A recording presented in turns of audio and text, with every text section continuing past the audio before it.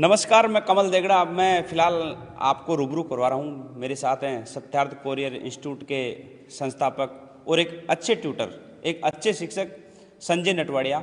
हम बात करवाते हैं कि आखिर क्या इनके दिमाग में ऐसा आया और क्या सोच रही कि इन्होंने एक गरीब परिवार से, एक किसान परिवार से होते हुए एक अच्छा एक प्रोजेक्ट ये लाए और जोबनेर की उस धरती पर जहाँ कहते हैं कि कृषि क्षेत्र में यहाँ जो बच्चे पढ़ते हैं वो वाकई में नाम रोशन करते हैं, अपने परिवार का नाम रोशन करते हैं, अपने देश का नाम रोशन करते हैं। फिलहाल बातचीत कर लेते हैं संजय जी से कि क्या इनका विजन है और किस तरीके से एक जो इतना बड़ा प्रोजेक्ट डेवलप किया है, क्या इनका संघर्ष रहा, क्या इनके सामने चुनौतियाँ हैं। संजय जी, आपके सामने आज जिस तरीके का हम देख रहे हैं, सत्यार्थ कैरियर इंस्टीट्यूट काफ़ी कम समय में नित नई ऊंचाइयाँ छू रहा है। किस तरीके का संघर्ष है आपके सामने और क्या सोच है, क्या करना चाहते हैं आप? सभी साथियों को मेरा नमस्कार। जैसा कि मैं अपना जो बचपन रहा वो बहुत अभाव में रहा और मैंने एजुकेशन के लिए बहुत कुछ स्ट्रगल किया, तो मैंने सोचा कि क्यों ना अपन आज भी कई परिवार ऐसे हैं या कई जगह ऐसी स्थितियां हैं जो बच्चे इस शिक्षा के बारे में जानते नहीं हैं या शिक्षा को जो ग्रहण करने का तरीका है उसको नहीं जानते हैं। तो मैंने मेरी स्टार्टिंग जो लाइफ रही, लगभग मैं 20-22 साल का जब बच्चा था उस वक्त मैंने ये टीचिंग स्टार्ट किया था, क्योंकि मेरा एक पर्पज़ है, एक मोटिव है कि हर एक बच्चा शिक्षित होना चाहिए। शिक्षा का मतलब ये नहीं होता है कि केवल किताबी ज्ञान ही हो, इसके अलावा उसके पास में अपने जीवन को जीने का जो, अब मान लो बहुत सारे, जैसे मैं मेरी लाइफ के बारे में बात करूं, बहुत सारे स्ट्रगल आए, ट्रबल्स आए मेरी लाइफ में। कई बार मुझे पढ़ाई छोड़नी पड़ी, कई बार कई प्रॉब्लम्स आए, या मैंने बहुत सारी चुनौतियों के साथ सामना किया है।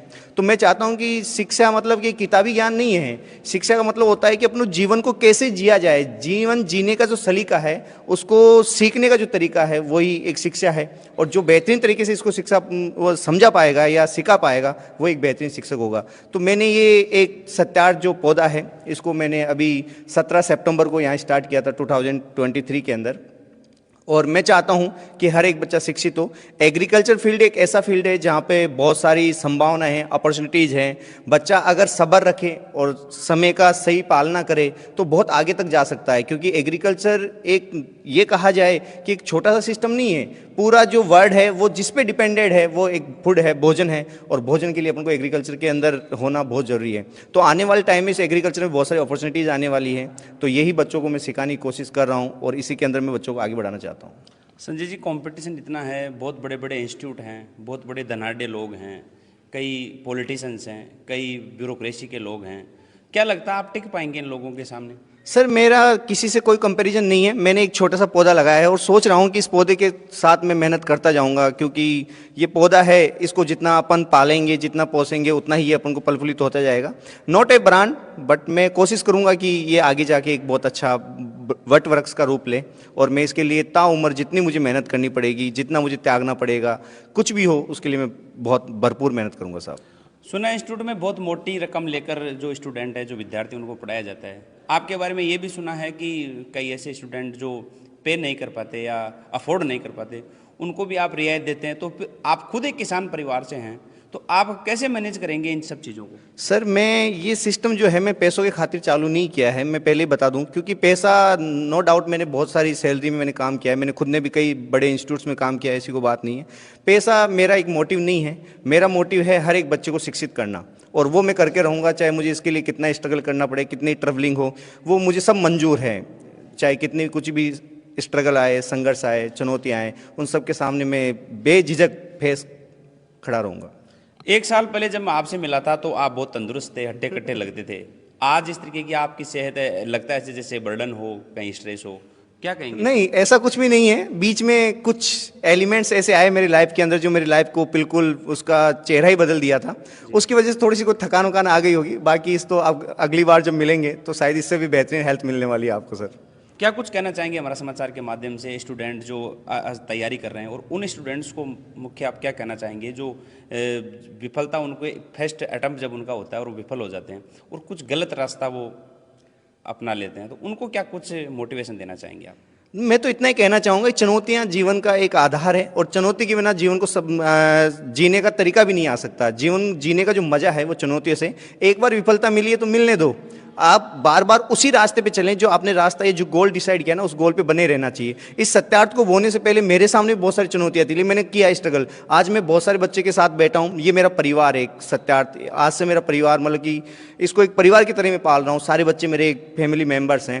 तो नो डाउट चुनौतियां आएगी, लेकिन चुनौतियों का सामना करना है तो जीवन की हकीकत है।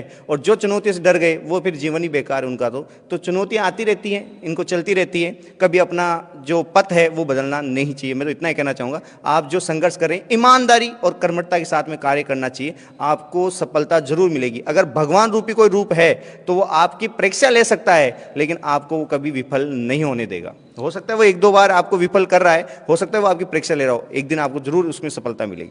आज आपके पास कितने स्टूडेंट हैं और आप कौन कौन सी जो तैयारियां हैं, कौन कौन सी जो परीक्षाएं हैं, कौन कौन से कंपटीशन उनकी तैयारी करवाते हैं? देखो एक्चुअल में अभी मैंने मिड ऑफ सेशन मैंने बैच स्टार्ट किया था। अभी मेरे पास केवल जेट और सीयूटी के बच्चे हैं। अब मेरा टारगेट है अप्रैल से कि नीट और जेई की टारगेट बैच चलाने का, क्योंकि इस परिक्षेत्र में ऐसा कोई बैच चलता नहीं है जिसमें मेडिकल की जो एंट्रेंस टेस्ट लगता है नीट, उसका टारगेट बैच चलता हो। क्योंकि उनके लिए बच्चों को सीकर या फिर कोटा या फिर जयपुर सिटी में जाना पड़ता है, तो वो बहुत ज़्यादा कॉस्टली होते हैं। इतना कई परिवार से ऐसे हैं जो वहन नहीं कर पाते हैं। तो मैं सोच रहा हूँ कि जॉबनेर के अंदर भी ये सिस्टम चालू किया जाए। अभी मेरे पास जेट सीयूटी के लगभग 100+ बच्चे हैं और बहुत बेहतरीन तरीके से, कोई दिक्कत नहीं है सर। और अभी पशु परिचर का बैच और चालू किया है। कई बच्चों की सरकारी जॉब लगने तमन्ना होती है या मान लो रिक्वायरमेंट्स होती है, तो उनको नीड है, उसके लिए मैंने पशु परिचर का एक बैच स्टार्ट किया है। ऑफलाइन बैच चल रहा है सर अभी। हमारे साथ कुछ स्टूडेंट हैं, कुछ बच्चियां हैं, इनसे बात कर लेते हैं। बेटा, आपकी क्या परसेंटेज थी 12th में? मेरी 92 थी। अब क्या है आपका गोल, क्या बनना चाहती हैं आप? मैं साइंटिस्ट बनना चाहती हूँ। जी। और आप यहाँ जब एडमिशन लिया आपने, किस तरीके से, आपको कैसे पता लगा कि मुझे सत्यार्थ में एडमिशन लेना चाहिए, यहाँ मेरा भविष्य बनेगा?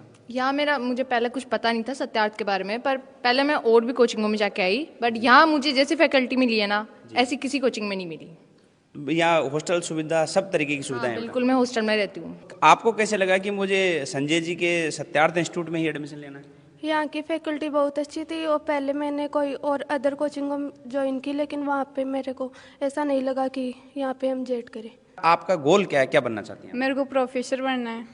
तो आपको कैसे लगा कि मुझे इसी इंस्टीट्यूट में पढ़ना है और इसी इंस्टीट्यूट में अच्छी पढ़ाई मिलेगी? मैंने और भी इंस्टीट्यूट में जाके देखा, लेकिन वहाँ पे ऐसी फैकल्टी और ऐसी फैसिलिटीज़ भी नहीं थी कि हॉस्टल वगैरह ऐसी सुविधाएं इतनी अच्छी नहीं थी। लेकिन यहाँ का माहौल भी बहुत अच्छा और टीचर्स हमें पढ़ने के लिए भी बोलते हैं और हमें अच्छा माहौल भी यहाँ पे प्रोवाइड करवाया गया है। यानी फैसिलिटी और फैकल्टी दोनों अच्छी है? दोनों बहुत अच्छी हैं यहाँ पे। तो आपको क्या लगता है, आपने कैसे एडमिशन लिया यहाँ पे? मैं मतलब मेरे पापा सर से मिले तो उन्हें इनका सर का व्यवहार बहुत अच्छा लगा, तो मेरे पापा ने मुझे यहाँ उनके पास छोड़ दिया जेट की तैयारी करने के लिए। आप क्या बनना चाहती हैं? मैं प्रोफेसर बनना चाहती हूँ। और आपको क्या लगा कि यहीं पढ़ना चाहिए, यहीं अच्छी मुझे पढ़ाई मिलेगी? यहाँ पहले मेरा भाई पढ़ के गया था इन सर के पास, तो उनको सर का पढ़ाने का तरीका अच्छा लगा, जो यहाँ फैकल्टी है वो भी अच्छी लगी, तो फिर उसने भी बोला यहाँ जाना चाहिए। और फिर मैंने यहाँ देखा आके तो अच्छी भी लगी। तो देखिए, मैंने जो यहाँ के स्टूडेंट हैं इनसे बात की है, और यहाँ के जो शिक्षक कहें, ट्यूटर कहें, कुछ भी आप मान लो, बच्चों के मार्गदर्शक कहें, संजय जी से हमने बात की है। और वास्तविकता में लगता है, क्योंकि मैं 1 साल पहले भी मैं भी आया था, यहाँ एडमिशन करवा के गया था मेरी भतीजी का, तो वाकई में लगा था कि यहाँ कुछ है, और शायद इनके पढ़ने से या इनके पढ़ाने से वाकई में बच्चे सक्सेस होंगे। और आप जो देख रहे हैं मेरे साथ जो स्टूडेंट हैं, गर्ल्स हैं, आप देखेंगे कि आज के ज़माने में एक यहाँ भी ये भी अच्छा मैसेज है कि जो बच्चियाँ हैं उनको बाहर निकालने में बहुत लोग हिचकिचाते थे। विश्वास करना एक बहुत बड़ा कठिन बात था। हॉस्टल तो बहुत दूर की बात है, पढ़ाई के लिए भेजना ही अपने आप में एक चुनौती थी।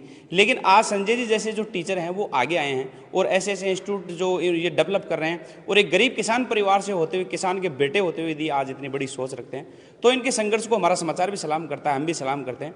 और कोशिश करेंगे आगे भी कि जो संजय जी की जो स्ट्रगल है और इनके जो स्टूडेंट हैं, इनके जो स्टूडेंट जिस तरीके से सक्सेस होंगे, सफल होंगे, उनकी कहानी भी हम आपको बताएंगे। अभी तो इनकी दौड़ बहुत शुरू हुई है, अब आगे देखते हैं किस तरीके से इनकी दौड़ रहेगी। लेकिन आज जिस तरीके का इनके पास स्ट्रक्चर है, जो फैकल्टी है, जो फैसिलिटी है, जो इन्होंने एक रेंट के ऊपर एक इतना बड़ा विश्वास किया है, इतनी बड़ी बिल्डिंगों में इन्होंने इन्वेस्ट किया है, तो अब देखना यह है कि किस तरीके से जो संजय जी हैं वो आगे इस अपनी दौड़ को, इस संघर्ष को कहाँ तक लेकर जाते हैं।